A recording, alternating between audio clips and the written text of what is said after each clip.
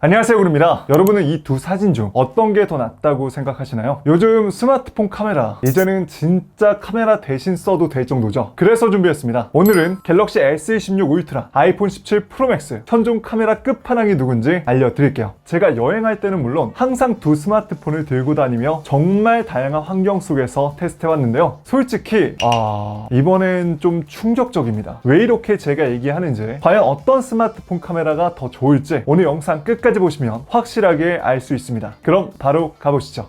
먼저 간단하게 카메라 구성, 스펙부터 살펴볼게요. 우선 둘은 보는 눈의 개수부터 다른데요. 갤럭시 S26 울트라는 4개의 카메라, 아이폰 17 프로맥스는 3개의 카메라입니다. 화소는 갤럭시가 메인 광각 카메라가 무려 2억 화소까지 지원하고요. 아이폰은 3가지 화각 모두 4800만 화소로 통일된 구조예요. 그런데 화소가 높으면 뭐가 좋냐고요? 화소 수는요, 높으면 높을수록 더 많은 정보량을 담을 수가 있기 때문에 사진의 확대에도 디테일이 좋습니다. 다만 2억 화소로 놓고 찍으면 갤럭시의 경우 초광각 배열로는 못 찍기 때문에 초광각 화각으로도 나는 고해상도 사진을 찍고 싶다면 50메가픽셀 5000만 화소로 놓고 찍으시면 됩니다. 자, 그런데 여기서 중요한 거는 무접광 카메라가 화소수가 높다고 해서 좋다, 이게 아니라 얼마나 내 상황에 맞게 잘 쓰느냐입니다. 그래서 이제부터는 스펙이 아닌 결과로 보여드릴게요. 자, 그럼 실제로 화소수 차이가 나는지 가장 많이 쓰는 1배율 기본 광각부터 살펴볼까요? 결론부터 얘기하면 둘 다 진짜 잘 나옵니다. 다만 자세히 보면 약간의 색감 차이가 있는데요. 먼저 이 사진에선 확실히 아이폰 17 프로맥스가 좀 더 화창한 날씨에 공기감까지 표현을 잘 해줬죠. 실내 내부 사진도 한번 볼게요. 여기서는 아이폰 17 프로맥스가 빛 번짐 억제력이 좋아서 좀 더 깔끔하게 나왔네요. 덕분에 조명 아래 색감 디테일도 잘 표현되어 있고요. 저 뒤에 멀리 떨어져 있는 조명과 그림 디테일까지 상대적으로 더 좋습니다. 여러 번 제가 사진을 찍어봐도 이 공간에선 아이폰 17 프로맥스가 좀 더 괜찮게 나오더라고요.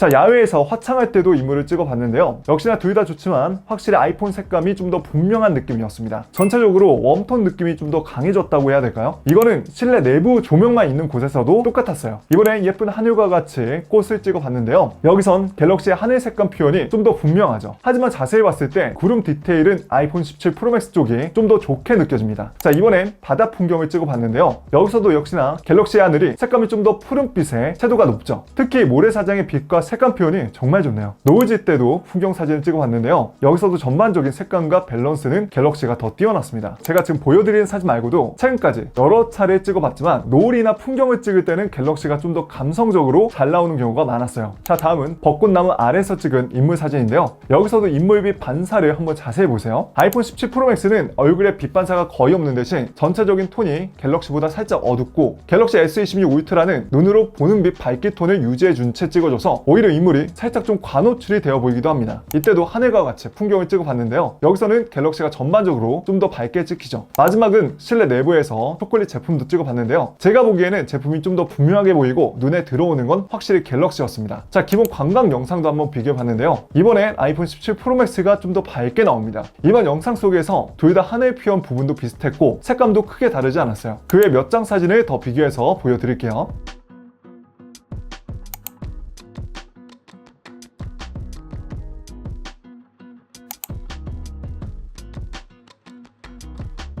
즉, 보기 좋게 찍히는 게 좋냐, 실제 느낌 그대로가 좋냐, 이건 개인 취향이 갈리는 포인트니까 여러분이 한번 잘 생각해보세요. 자, 다음은 인물 사진인데요. 인물 사진은 사실 요즘 AI 싸움입니다. 이게 원리가 피사체를 파악해서 주변 배경을 소프트웨어 기술적으로 자연스럽게 블러 처리를 하는 건데요. 여기서 중요한 건 하나, 머리카락 디테일을 보시면 됩니다. 확실히 갤럭시가 인물 상단 부분 잔머리카락 디테일이 좀 더 많죠. 제가 밖에서도 다양한 풍경 배경으로 인물 사진 찍어봤는데요. 역시나 너무나 잘 나옵니다. 이 정도면 진짜 스마트폰 사진이 아니라 누가 봐도 전문 카메라 장비로 찍은 줄 알겠어요. 그리고 잔디 부분도 이렇게 찍어봤는데요. 마치 조리개값 낮은 비싼 단렌즈로 찍은 것 같죠. 이제 무거운 DSLR 안 들고 다녀도 될 수준까지 스마트폰 카메라 기술력이 좋아졌습니다. 역광 사진도 한번 비교해볼까요? 전반적인 색감, 빛 표현 둘 다 훌륭합니다. 다만 가운데 조형물 디테일을 자세히 보시면 디테일 부분과 빛 표현은 좀 더 갤럭시가 좋은 편인데, 근데 또 이게 꼭 보기 좋다는 정답은 아닌 것 같아요. 자, 음식 사진도 한번 찍어봤는데요. 여러분이 보시기에 어떤 음식이 좀 더 먹음직스럽게 보이나요?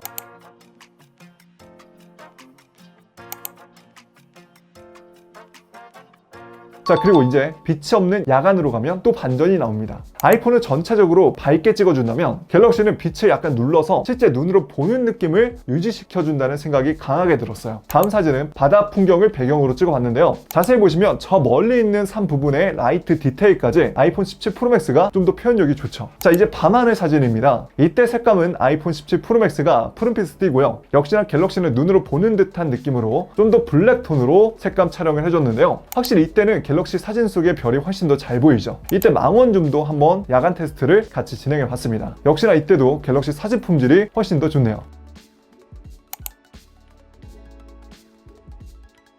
자, 다음은 빛나는 도심 배경으로 찍어봤습니다. 이때도 갤럭시 쪽이 전체적인 빛 번짐을 억제했다면 아이폰 17 프로맥스는 전체적으로 밝기를 키워준 느낌이에요. 이건 역시나 천문대를 찍어본 사진에서도 그대로 나타납니다. 아이폰 17 프로맥스는 전반적으로 밝기를 키워줬지만 달빛이 번져서 보이고, 반대로 갤럭시는 조금 어둡게 찍힌 대신 달빛도 잘 억제해줬죠. 다음은 네온 사인 간판을 찍어봤는데요. 여기서는 오히려 빛이 너무 억제한 탓에 갤럭시 사진의 간판의 글자가 너무 얇게 보여서 다소 아쉽네요. 반면에 아이폰 17 프로맥스의 사진은 훨씬 더 자연스럽고 좋습니다. 자, 다음 사진은요, 뒤에 극장 배경으로 놓고 찍은 사진인데요. 뒤에 사이니지, 디스플레이를 자세히 보시면 둘 다 화면 속 글자는 매우 선명하게 잘 나왔고 디테일도 좋아요. 인물은 둘 다 어느 정도 선명도라든지 밝기가 모두 자연스러웠습니다. 자, 그 밖에 제가 다양한 화각으로 찍은 사진도 한번 같이 비교해 드릴게요.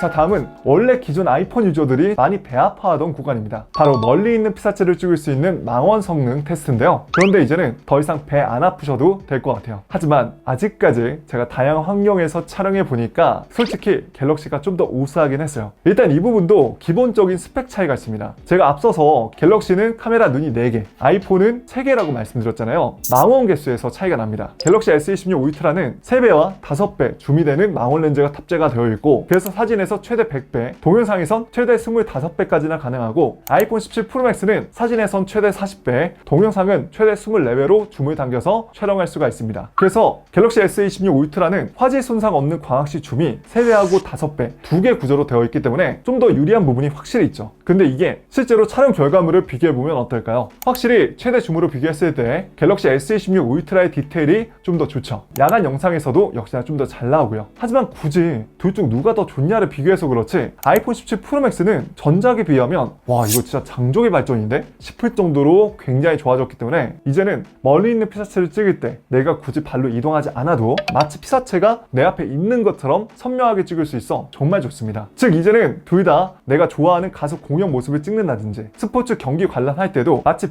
VIP석에서 찍은 듯한 선명한 사진과 영상 결과물을 만들 수 있죠. 야, 이거 인물 표정 디테일 보이는 거 보세요. 미국 치어리더 눈인폼 미쳤다. 이제 진짜 만원경이 필요가 없습니다. 햇빛이 쨍한 바다 배경으로도 사진을 찍어봤는데요. 이때도 확실히 갤럭시의 색감이 훨씬 더 뛰어나죠. 자, 이번엔 멀리 보이는 해와 같이 노을 풍경을 찍어봤습니다. 해 디테일과 밝기 표현도 갤럭시가 좀 더 세밀하게 보이는 게 좋네요. 다만 이게 상황에 따라 무조건 갤럭시가 좋아, 무조건 아이폰 17 프로맥스가 좋아, 이건 아니고요. 색감과 밝기가 어떨 땐 더 갤럭시가, 어떨 땐 또 아이폰이 좋을 때가 있었습니다. 하지만 제가 지금 보여드리는 벚꽃 사진 속에서는 아이폰 17 프로맥스 색감이 전 개인적으로 더 마음에 드네요. 자, 그리고 달을 한번 찍어봤는데요. 둘 다 너무 잘 나오죠. 예전엔 갤럭시 S 시리즈 울트라에서만 100배 줌으로 달을 찍을 수가 있었고, 또 이거는 뭐 합성이다 라는 얘기도 있었는데, 지금 둘 사진 표면을 비교해보면 완벽하게 일치하는 걸로 봐선 확실히 둘 다 달을 제대로 찍고 있다는 증거죠. 때에 따라서 달을 표현하는 색감은 약간 좀 차이가 있더라고요. 아이폰은 전반적으로 좀 더 쿨톤 느낌이 강하고 갤럭시는 따뜻한 웜톤 느낌이 강했습니다. 자, 다음은 여성분들이 좋아하실 셀피입니다. 여러분이 보시기에 어떤 게 더 인물이 이쁘고 괜찮아 보이나요? 당연히 둘 다 기본 셀피 카메라로만 촬영을 했는데, 분명 화소수는 아이폰이 좀 더 좋은데 뭔가 갤럭시의 색감이나 인물의 피부톤이 좀 더 좋아 보이죠. 이거는 갤럭시엔 인물 보정 기능이 있기 때문입니다. 아이폰에선 다른 셀피 서드파티 앱을 설치해야만 가능했던 기능이 갤럭시엔 기본이에요. 여기서 이렇게 인물을 좀 더 이쁘게 얼굴의 윤곽이라든지 피부톤 보정을 할 수가 있으니까 너무 좋죠. 원래 아시겠지만 소다 유라 같은 유라이크 같은 앱으로 찍으면 이쁘게 나오는데 뭔가 사진이 되게 뿌옇고 화질이 저하되는 느낌이 들어서 저는 개인적으로 너무 아쉬웠는데요. 갤럭시엔 인물이 보정된 채 기본 카메라 앱에서 고화질 사진을 찍을 수 있다는 게 엄청나게 큰 메리트입니다. 하지만 아이폰 17 프로맥스는 갤럭시가 가지 못한 특별한 장점이 있죠. 바로 센터 스테이지 기능. 이거는 세로 모드 상태에서도 가로 모드로 찍을 수 있는 기능이라고 이해하시면 쉬운데요. 저 같은 경우 밖에서 스마트폰으로 촬영을 할 때 후면 카메라는 내 모습이 어떻게 나오고 있는지 볼 수가 없으니까 따로 이런 장비를 부착해서 촬영을 해야만 했는데, 이제는 센터 스테이지 기능 덕분에 큰 화면으로도 가로 비율의 고해상도 촬영을 할 수 있게 됐어요. 이건 저 같은 크리에이터 분들에게 정말 축복 같은 기능이죠. 셀피 야간 사진도 한번 비교해 봤는데요. 확실히 갤럭시의 색감이나 밝기가 더 좋아 보이네요. 자, 다음은 영상 찍을 때 중요한 손떨림 방지 기능입니다. 결론부터 얘기하면 일명 손떨방은 액션 모드라든지 슈퍼스테디 기능이 켜지 않고 기본 상태에서 찍었을 때 확실히 갤럭시가 좋아요. 그런데 아이폰에서 액션 모드를 켜고 갤럭시에서 슈퍼스테디를 켜고 찍으면 아이폰이 훨씬 더 선명하고 노이즈가 적게 잘 나옵니다. 다만 이러면 아쉽게도 최대 해상도는 둘 다 최대 2.8K, 갤럭시는 QHD로 4K 촬영은 안 되는데요. 둘 다 최대 해상도는 뭔가 엇비슷해 보이지만 뭐 굳이 따진다면 약간 더 해상도가 좋은 건 2.8K인 아이폰 17 프로맥스입니다. 그래서 그런지 좀 더 선명하게 찍히는 게 아닌가 싶기도 하고요. 하지만 여기서 또 갤럭시 S26에 놀라운 신기능이 나오죠. 바로 수평 잠금 기능. 이건 360도로 스마트폰을 회전시켜도 항상 수평 유지가 될 수 있도록 도와주는 기능인데요. 와, 이건 진짜 볼 때마다 좀 경이롭다고 해야 되나? 이게 액션캠이야 스마트폰이야? 그래서 어린아이한테 촬영을 맡기거나 격하 운동, 스포츠 활동을 할 때도 안정적인 영상 결과물을 만나볼 수가 있죠. 자, 다음은 마지막 부가 편의 기능인데요. 이건 자신있게 갤럭시가 훨씬 더 좋다라고 말씀드릴 수 있습니다. 왜냐면 갤럭시는 동영상 촬영부터 캠코더식으로 줌 기능 되죠. 거기에 기본적으로 프로 모드, AI 편집, 이번에 새로운 럭 기능까지 지원하기 때문이에요. 이로써 영상 초보자 분들조차 굳이 힘겹게 공부하지 않더라도 프로급 영상 촬영을 누구나 다 쉽게 할 수 있습니다. 사실 갤럭시는 예전부터 별도의 서드파티 앱을 다운받지 않더라도 내가 원하는 값으로 셔터 스피드라든지 조리개 값이 변경 가능한 프로 모드가 있었잖아요. 특히 이번에 프로 동영상 촬영을 전문적으로 하시는 분들에게 꼭 필요한 럭 기능이 들어간 게 대박입니다. 이건 쉽게 말해서 색감 필터라고 이해하시면 쉬운데요. 원래 이 로그 촬영을 하면 기본적으로 채도가 낮고 흐릿하게 나오는데, 이거는 사실 어떤 색이든 입힐 수 있는 상태를 의미합니다. 마치 빵으로 비유를 하자면 일반 촬영이 보기 좋게 구워진 빵이라면 로그는 약간 숙성된 반죽과 같은데요. 결론적으로 내가 더 원하는 색감과 하이라이트, 섀도우 등 디테일한 조정이 가능하다는 게 로그 촬영의 가장 큰 장점이에요. 그런데 단점이라면 이걸 공부하는데 상당히 많은 시간과 에너지가 들어가기 때문에 많은 분들이 있어도 귀찮아서 안 쓰는 기능으로 여겨졌었죠. 하지만 이번에 갤럭시 S26 시리즈는 럭 기능을 통해서 빠르고 편하게 다양한 감성 필터를 입힐 수가 있습니다. 덕분에 영상 초보자분들도 시네마틱 영상 결과물을 쉽게 만들어낼 수가 있어요. 하지만 아이폰에선 이러한 기능이 없기 때문에 별도의 서드파티 앱을 찾아서 다운을 받으시거나 공부를 해야 된다거나 심지어 유료 결제까지 해야 된다는 게 아쉽습니다. 그 외에 최근에 아이폰도 듀얼 레코딩 기능이 들어가긴 했지만